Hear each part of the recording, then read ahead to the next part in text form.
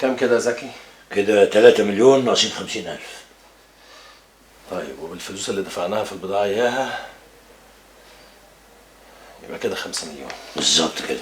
هو بالمرة نبقى ضربنا عصفورين بحجر، جبنا فلوس البضاعة بتاعتنا وطلعت انت قدام الحاج الابن اللي ضحى بنفسه عشان خاطر ابوه.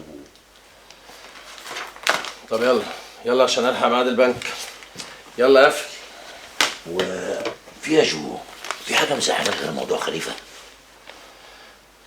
تاخدش في بالك، تاخدش في بالك بس يلا يلا. السلام عليكم. يا كمال في حاجة ولا ايه؟ ايه؟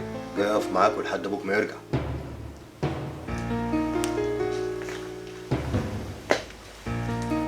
ايه الفلوس دي؟ بنجمع الفلوس اللي هنديها للي واخدين ابوك. تطلع 5 مليون؟ ايه؟ سيبهم يقتلوه؟ فلوس يا يوسف بيه.